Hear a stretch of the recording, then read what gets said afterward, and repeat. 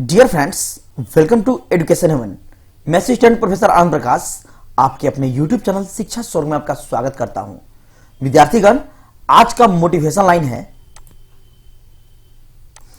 जीत और हार आपकी सोच पर निर्भर करती है। मान लो तो हार होगी और ठान लो तो जीत होगी। जी हां, हमेशा पॉजिटिव बातों को सोचें। यदि आप पॉजिटिव वातावरण बना के रखेंगे जीवन में तो वो अच्छा होगा, लेकिन निगेटिव लोगों के साथ रहेंगे, निगेटिव आप इन्वायरमेंट में रहेंगे तो नकारात्मक ही होगी।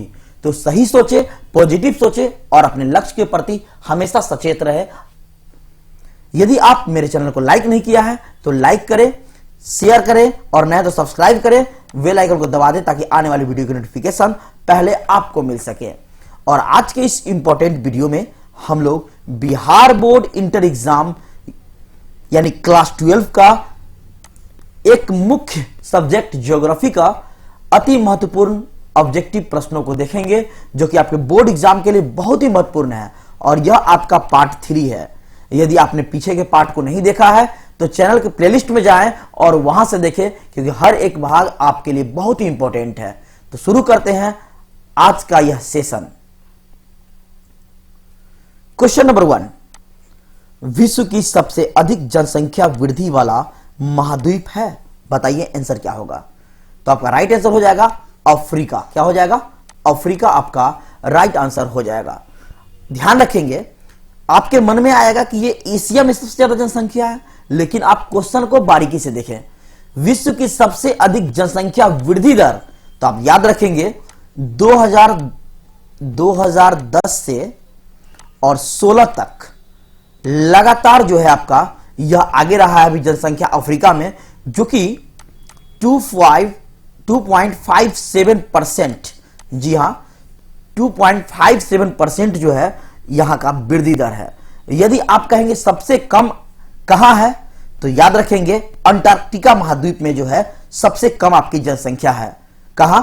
अंटार्कटिका में। कितना है यह भी आप ध्यान रखेंगे, तो 1106 वहां की आपकी जनसंख्या है। लेकिन यदि एक क्वेश्चन पूछ दिया जाए आपसे, सर्वाधिक जनसंख्या वाला महाद्वीप कौन सा है? सर्वाधिक जनसंख्या वृद्धि दर नहीं, सर्वाधिक जनसंख्या वाला महाद्वीप, तो आपका आंसर हो जाएगा एशिया। यदि पूछे सर्वाधिक जनसंख्या वाला महाद्वीप कौन सा है, तो एशिया, जो कि विश्व की जनसंख्या का लगभग 60% आपका जो है एशिया में लोग निवास करते हैं। यदि एग्जैक्ट पूछा जाए तो आपका एशिया में जो है 59.69% जो है आपका एशिया में है। तो चलते हैं अगले प्रश्नों की ओर। क्वेश्चन नंबर 2, किसी झील के चारों ओर बसा अधिवास किस प्रतिरूप में आएगा?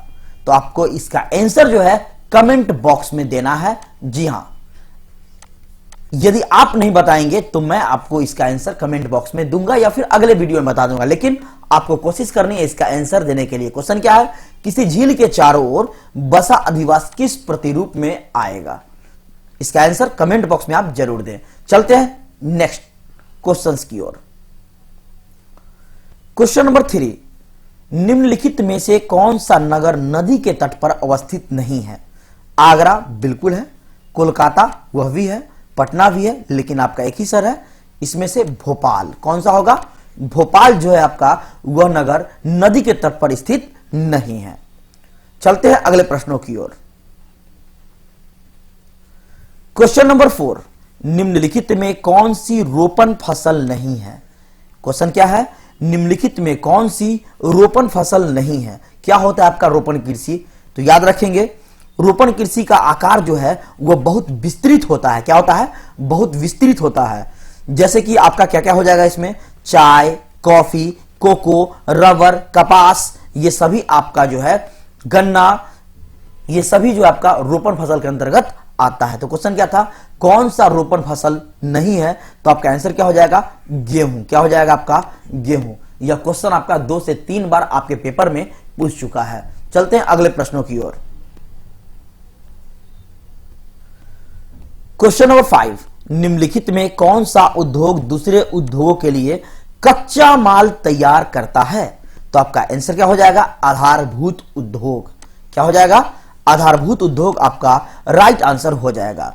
तो आपके मन में होगा ये आधारभूत उद्योग क्या होता है? याद रखेंगे, जिसका निर्मित सामान दूसरे उद्योगों के आधार पर होता है, जिसका निर्मित सामान दूसरे उद्योगों के आधार पर होता है, वे आधारभूत उद्योग कहलाते हैं। जैसे कि लोहा, जैसे कि आपका क्या हो जाएगा? लोहा हो जाएगा। फिर उसके बाद इस्पात उद्योग हो जाएगा, रसायन उद्योग, ये सब आपका जो है आधारभूत उद्योग के अंतर्गत आता है। चलते हैं अगले प्रश्नों की ओर। क्वेश्चन नंबर 6, निम्नलिखित में से कौन सा उद्योग अवस्थापना का प्रमुख कारक नहीं है? तो आपका आंसर हो जाएगा जनसंख्या घनत्व। क्या हो जाएगा? जनसंख्या घनत्व। क्या है यहां? कौन सा उद्योग अवस्थापना का कारक नहीं है? बाजार बिल्कुल उद्योग का एक जगह है, पूंजी भी चाहिए और ऊर्जा भी आपका, लेकिन ये गलत हो गया, यानी यही आपका यहां नहीं पूछा है, तो आपका राइट आंसर हो जाएगा जनसंख्या घनत्व। नेक्स्ट क्वेश्चन नंबर 7, निम्नलिखित में से कौन सा क्षेत्र सघन जनसंख्या वाला है? तो आपका आंसर क्या हो जाएगा? दक्षिण पूर्वी एशिया। सघन जनसंख्या वाला कौन सा क्षेत्र है? तो दक्षिण पूर्वी एशिया आपका राइट आंसर हो जाएगा। नेक्स्ट प्रश्न, क्वेश्चन नंबर 8, इनमें से किसे क्यूबा की रानी कहा जाता है? क्वेश्चन क्या है? इनमें से कौन क्यूबा की रानी कहलाता है? तो आपका आंसर हो जाएगा गन्ना। क्या हो जाएगा? गन्ना आपका राइट आंसर हो जाएगा। नेक्स्ट क्वेश्चन नंबर 9, पनामा नहर जोड़ती है। पनामा नहर किसे जोड़ती है? ध्यान रखेंगे, प्रशांत महासागर को अटलांटिक महासागर से। किसे? प्रशांत महासागर को अटलांटिक महासागर से जो है पनामा नहर जुड़ती है। अब क्वेश्चन क्या बनेगा इससे? इस नहर की कुल लंबाई कितनी है? तो ध्यान रखेंगे 82 किलोमीटर, 82 किलोमीटर जो है आपका इसकी कुल लंबाई है। औसत चौड़ाई यदि पूछे तो ध्यान रखेंगे 90 मीटर जो है आपका इसकी चौड़ाई है, और गहराई जो है यह आपका 12 मीटर है। कितना है? 12 मीटर। मैंने बताया 82 किलोमीटर जो है आपका इसकी लंबाई है, चौड़ाई 90 मीटर, गहराई 12 मीटर है। चलते हैं नेक्स्ट प्रश्नों की ओर। क्वेश्चन नंबर 10, ट्रांस महाद्वीपीय स्टुअर्ट महामार्ग से जोड़ता है। किसे जोड़ता है? तो आपका आंसर हो जाएगा डार्विन को मेलबोर्न से। क्या हो जाएगा? डार्विन को मेलबोर्न से जोड़ता है। किसे? डार्विन को मेलबोर्न से। यह जो है यह दुनिया का सबसे लंबा राष्ट्रीय राजमार्ग है। दुनिया का सबसे लंबा राष्ट्रीय राजमार्ग है, जिसकी लंबाई 14,500 किलोमीटर है। नेक्स्ट क्वेश्चन नंबर 11, खट्टे रसदार फलों की कृषि किससे संबंधित है? तो आपका आंसर क्या हो जाएगा? भूमध्य सागरीय कृषि से। किससे? भूमध्य सागरीय कृषि से आपका राइट आंसर हो जाएगा। चलते हैं नेक्स्ट प्रश्नों की ओर।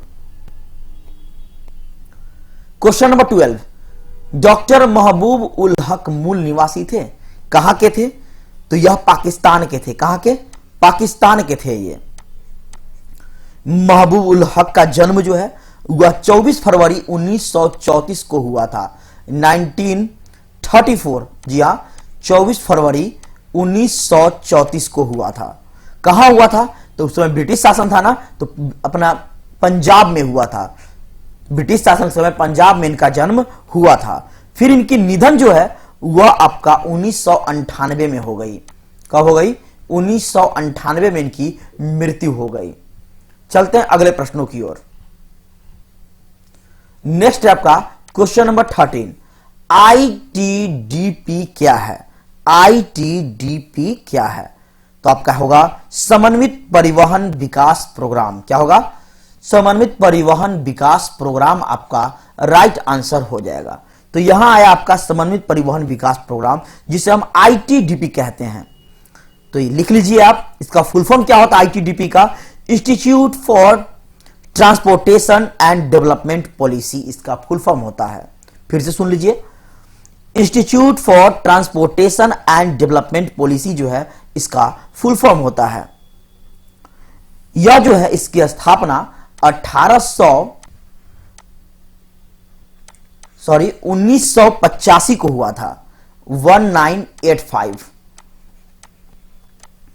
आईटीडीपी की स्थापना जो है वह 1985 को हुआ था और इसका मुख्यालय जो है वह न्यूयॉर्क में है। कहां है मुख्यालय? न्यूयॉर्क में है इसका मुख्यालय। और यह जो है परिवहन को बढ़ावा देने के लिए लाया गया था। किसे? परिवहन को बढ़ावा देने के लिए आईटीडीपी को लाया गया था। चलते हैं अगले प्रश्नों की ओर। क्वेश्चन नंबर 14, निम्नलिखित में कौन तृतीय आर्थिक क्रियाकलाप है? तृतीय है यहां, तो आपका आंसर क्या हो जाएगा? व्यापार। क्या हो जाएगा? व्यापार आपका राइट आंसर हो जाएगा। यहां क्या आया? तृतीय आर्थिक क्रियाकलाप, जिसकी शुरुआत 20वीं सदी से की गई थी। कब से? 20वीं सदी से। इसमें क्या क्या हो सकता है तृतीय आर्थिक क्रियाकलाप में? व्यापार, यातायात, वित्त, पर्यटन, संस्कृति, सत्कार, लोक प्रशासन, लोक सेवा, सूचना न्यायालय, स्वास्थ्य, शिक्षा, ये सब जो है आपका तृतीय आर्थिक क्रियाकलाप में आता है। नेक्स्ट क्वेश्चन नंबर 15, निम्नलिखित में से भारत में पुरुष प्रवास का प्रमुख कारण कौन सा है? बताइए आप। बहुत आसान सा प्रश्न है ना। आपका आंसर हो जाएगा काम और रोजगार के कारण। आप जानते हैं कि हमारे यहां जो है पुरुष लोग एक जगह से अपने स्थानों को छोड़कर दूसरी जगह परिवार पालने के लिए, भरण पोषण के लिए जो है, काम के लिए, है ना, रोजगार पाने के लिए जो है अपना जगह छोड़ देते हैं। यानी काम और रोजगार आपका राइट आंसर हो जाएगा। यानी आपके मन में होगा ये प्रवास क्या होता है, तो जान लीजिए प्रवास वह है जिसमें लोग एक स्थान छोड़कर दूसरे स्थान पर बस जाते हैं या बसते हैं। चलते हैं नेक्स्ट प्रश्नों की ओर। क्वेश्चन नंबर 16, भिलाई किस वर्ग का है? भिलाई जो है क्या है? तो ये औद्योगिक नगर है। भिलाई औद्योगिक नगर के लिए प्रसिद्ध है। तो अब औद्योगिक नगर क्या है ध्यान रखेंगे। यहां पर भारतीय इस्पात प्राधिकरण के अंतर्गत एकीकृत इस्पात संयंत्र लगे हुए हैं, इसलिए इसे हम औद्योगिक नगर कहते हैं। भिलाई में जो है यहां आपका इस्पात संयंत्र ज्यादा मात्रा में है, इसे इसलिए जो है औद्योगिक नगर के नाम से जानते हैं या प्रसिद्ध है। नेक्स्ट क्वेश्चन नंबर 17, दो देशों के मध्य व्यापार कहलाता है? दो देशों के बीच जो है व्यापार कहलाता है आपका अंतरराष्ट्रीय व्यापार। क्या कहलाता है? अंतरराष्ट्रीय व्यापार, इंटरनेशनल ट्रेड कहलाता है। यानी अंतरराष्ट्रीय व्यापार क्या है? अंतरराष्ट्रीय सीमाओं या क्षेत्रों के आर पार पूंजी, माल और सेवाओं का आदान प्रदान करना अंतरराष्ट्रीय व्यापार कहलाता है। यदि आपसे क्वेश्चन पूछा जाए अंतरराष्ट्रीय व्यापार क्या है, तो क्या लिखेंगे आंसर? अंतरराष्ट्रीय सीमाओं या क्षेत्रों के आर पार पूंजी, माल और सेवाओं का आदान प्रदान जो होता है वही आपका अंतरराष्ट्रीय व्यापार कहलाता है। चलते हैं नेक्स्ट प्रश्नों की ओर। क्वेश्चन नंबर 18, 2011 की जनगणना के अनुसार भारत के किस राज्य में नगरीय जनसंख्या का प्रतिशत सर्वाधिक था? तो आपका आंसर क्या हो जाएगा? आपका आंसर हो जाएगा महाराष्ट्र। क्या हो जाएगा? महाराष्ट्र आपका राइट आंसर हो जाएगा, जो कि 45.23%। जी हां, 45.23% जो यहां नगरीय जनसंख्या है। और भी है, जैसे कि आपका बंगाल में 31.89% है, उसके बाद आपका यूपी में 22.28% है, और सबसे कम है आपका बिहार, सबसे कम नहीं, बिहार में जो है आपका वो है 11.30% जो है आपका नगरीय जनसंख्या है। और महाराष्ट्र में कितना है? 45.23%, सबसे ज्यादा। नेक्स्ट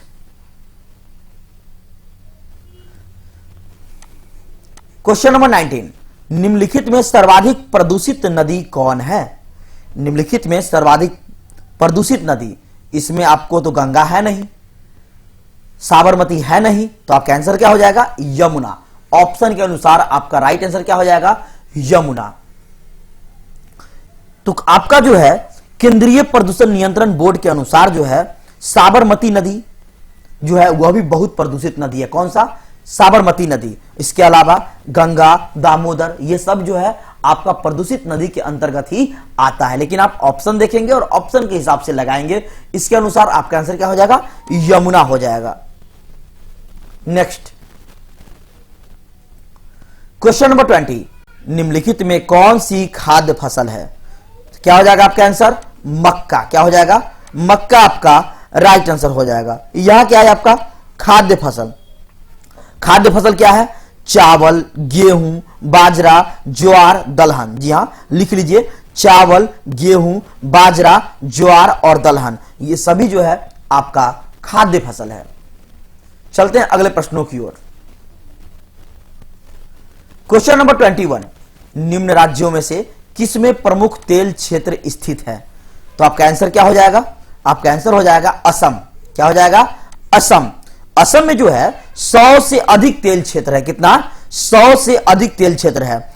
असम के डिगबोई, नरकटिया प्रमुख तेल क्षेत्र है। असम का और भी कौन जगह है, डिगबोई, नरकटिया, ये सब प्रमुख तेल क्षेत्र का स्थान है। चलते हैं अगले प्रश्नों की ओर। यूरोप वासियों द्वारा अपने उपनिवेशों में किस प्रकार की कृषि का विकास किया गया था? तो आपका आंसर क्या हो जाएगा, रोपण कृषि। क्या हो जाएगा, रोपण कृषि आपका राइट आंसर हो जाएगा। यूरोप वासियों द्वारा अपने उपनिवेशों में किस प्रकार की कृषि का विकास किया गया था, रोपण कृषि। यह कृषि वाणिज्यिक कृषि का एक प्रकार है जहां चाय, कहवा, काजू, रबर, केला, कपास ये सब उगाया जाता है। ये मैंने आपको पीछे भी बताया है इसका प्रश्न का आंसर। चलते हैं अगले प्रश्नों की ओर। क्वेश्चन नंबर 23, उदयपुर किस राज्य में स्थित है? उदयपुर कहां है आपका, आप भी जानते हैं ना, राजस्थान आपका राइट आंसर हो जाएगा। उदयपुर कहां है, राजस्थान में, जिसे झील की नगरी भी कहते हैं। क्या कहते हैं, झील की नगरी भी कहते हैं। और यह उदयपुर जो है एक पर्यटन स्थल भी है आपका। क्या है, पर्यटन स्थल भी है। नेक्स्ट प्रश्न, नेक्स्ट प्रश्न है आपका क्वेश्चन नंबर 24, निम्नलिखित दक्षिण अमेरिकी देशों में कौन ओपेक का सदस्य है? तो आपका आंसर क्या हो जाएगा, वेनेजुएला। कौन हो जाएगा, वेनेजुएला आपका राइट आंसर हो जाएगा। तो यहां क्या है आपका, ओपेक,